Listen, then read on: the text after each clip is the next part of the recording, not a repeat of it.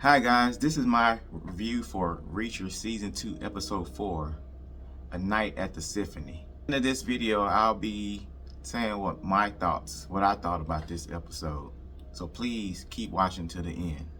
So let's get right into it. First off, the team is, we start off with the team at this diner, and they're discussing what they're trying to find out information about New Age. And the team ended up discovering that Swan was he was assistant to the head of security at New Age.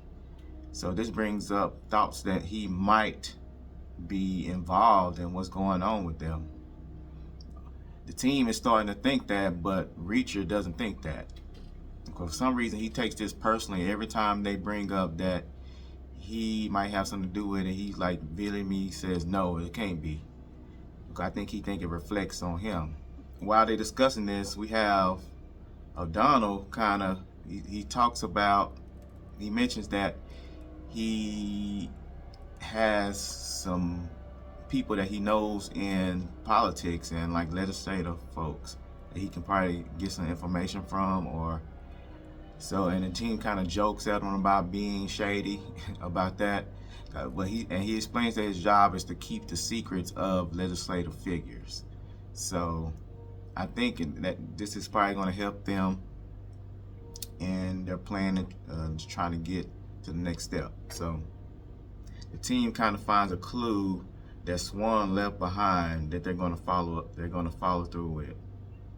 And I'm not going to really say what the clue is. You can see that when you watch the episode.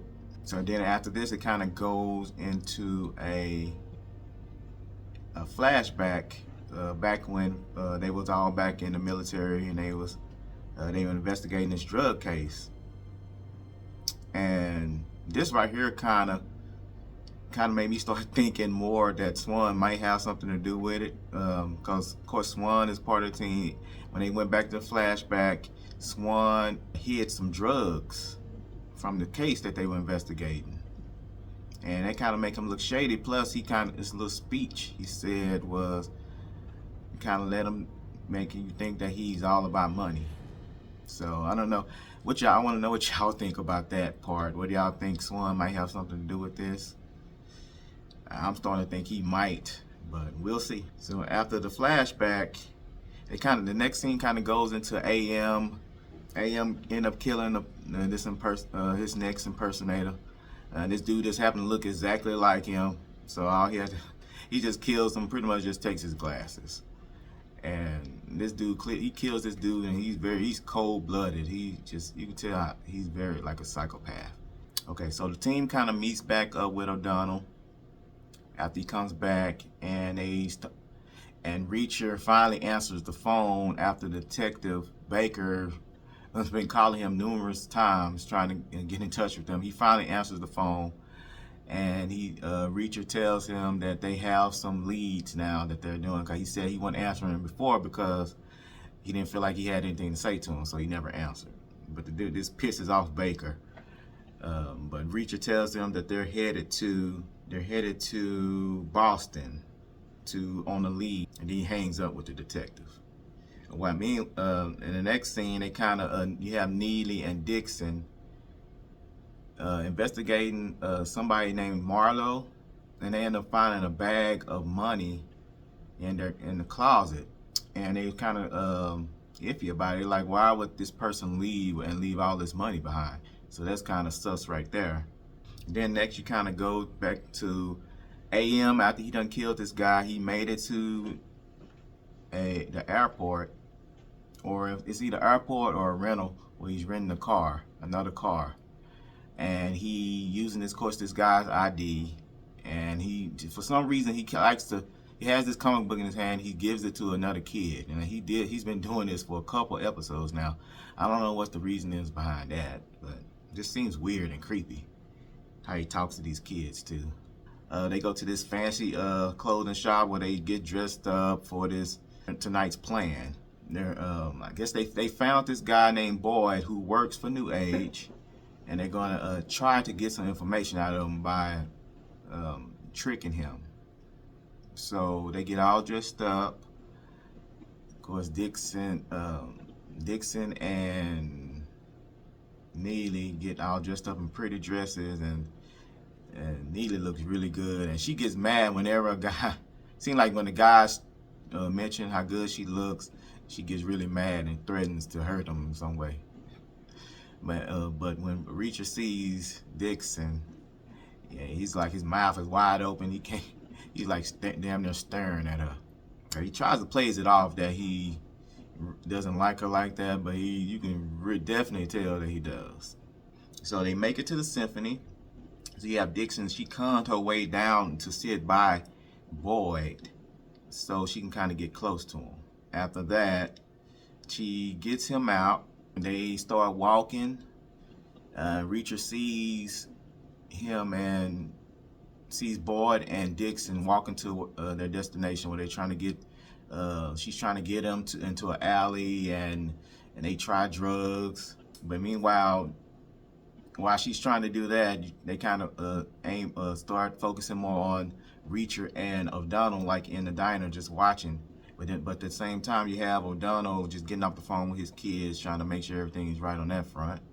And you got Reacher figuring out. He figured out the numbers on that paper, like even more in depth than Dixon did in another episode. Like, he figured out the meaning behind those numbers. They kind of go back into Dixon is in the truck with Boyd, and he end up trying the drugs, and he ends up getting arrested by a certain person that is a cameo from last season. I was excited to see this person. I'm not gonna really mention who it is. Y'all can see that when you watch the episode. So after they get him back to the police station, he's getting questions, and he's trying to use his "you know who I am," that statement, the cliche statement that a lot of these famous people use, but it doesn't work. So then you have Reacher and O'Donnell come in to try to get him to say what he knows about Little Wing. So first he didn't want to say anything, but you had O'Donnell threaten to call his wife because he's out talking to other women. So then he was going to threaten to tell his wife what he's been doing. So the guy ends up telling him. He really lets everything out. He tells them about the whole plan and what the Little Wing was all about and why it's important. And okay, so they got everything they needed from him. So Reacher and O'Donnell and other character and the guest character gets up and they leave out. And the guy was like wondering why they leaving him behind. And Reacher says, "I'm not a cop." He pretty much tells him, "I'm not a cop." So he has nothing to do with you being tied up or chained up to the table. So he leaves out. Then the next scene with Reacher and the special cameo character catches up with each other. You have Neagley comes into the scene, and the person compliments Neagley, and she gets mad about that again. She gets mad about that. So okay, everybody leaves.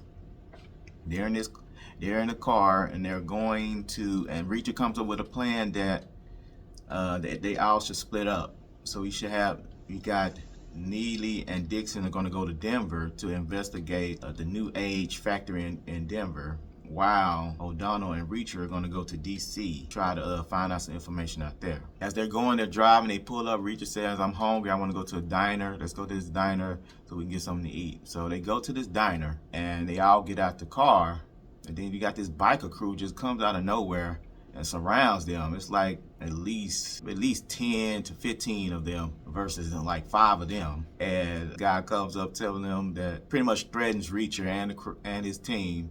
And Reacher's telling him, "Yeah, you're gonna die." And the guy said, "I'm gonna die." And then while the dude's talking right in the middle of a sentence, Reacher's head's buzz him.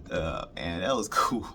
Then the team just commenced to kick this whole team ass. I love this dude was breaking. Yeah, I gotta see this scene. It's really good. Anyway, after they're done, Reacher gets a phone off the guy's, and he calls Langston. Cause he knew it was Langston again, and he called them and pretty much told them that they didn't get the job done again. And then him and Langston have this serious conversation. Pretty much tells him what he thinks about him and what he's gonna do to him once he get to him. So that's pretty much where the episode ends, y'all. This episode was really good. I thought as compared to the last episode, this was more of a espionage type episode. They did more planning in this, and then they saved the fight scene at the end. But it's still, the story of this whole season has been pretty good and been put together pretty well. And they just carrying on each episode, just keep building and building, which is how it's supposed to be. So that's what I thought about that. I give this episode, like I gave the episodes, I didn't mention it in my last videos, but I gave the other episodes like 5 out of 5, and I also give this one a 5 out of 5. I love the story. I just love this story. So what do y'all think about this episode? And what would y'all rate it? And what do y'all think about Swan? Do y'all think Swan is involved? Please put your comments down in the comment section.